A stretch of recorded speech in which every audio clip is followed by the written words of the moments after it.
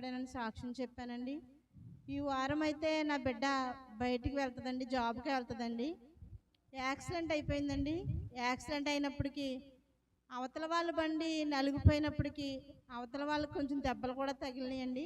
కానీ నా బిడ్డకి ఏ దెబ్బలో తగలకుండా దేవుడు దూతలు కావలా ఉండి నా బిడ్డని గృహానికి చేర్చారండి. అంతా డాడీ గారి ప్రార్థన, అమ్మగారి ప్రార్థనేనండి. మొన్న ఆదివారం నా బిడ్డ ప్రార్థన చేయించుకుని వెళ్ళిందండి. శుక్రవారం ఇలా అయిందండి. అయినప్పటికీ నా బిడ్డకి ఏ దెబ్బ తగలకుండా గృహానికి చేర్చాడండి దేవుడు. శుక్రవారం మా ఇంటికాడ మొదటి శుక్రవారం ప్రార్థన పెట్టారండి డాడీ గారు. ఆ రోజు ఇంటికి వచ్చేటప్పటికి డాడీ కూడా వచ్చారండి.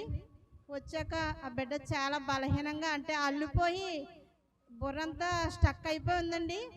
కానీ డాడీ ఏం భయపడకమ్మా, నీకు ఏమీ జరగలేదు, దేవుడు నీకు తోడుగా ఉన్నాడు, నేను ఆత్మ మండలాల్లో చూశాను, నేను దూతల కాపలా ఉన్నాయని చెప్పి డాడీ ఎంతగానో బలపరిచి ప్రార్థన చేశారండి.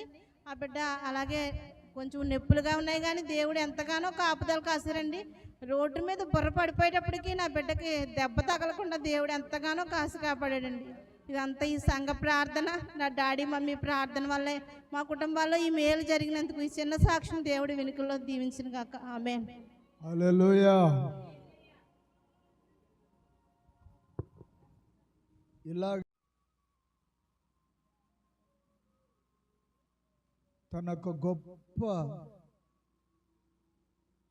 తన సైన్యాన్ని దేవుడు చుట్టూ, ఈ బిడ్డ చుట్టూ ఉంచి అద్భుతంగా కాపాడారు.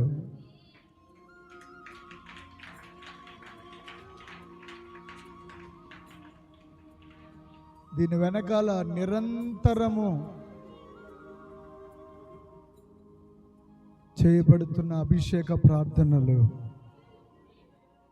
దేవుడు నేను బహుగా రాబోతున్న దినాల్లో మీ ఊరికి ఒక 8-9 కిలోమీటర్ల దూరంలో ఒక గవర్నమెంట్ పోస్ట్ రాబోతుంది.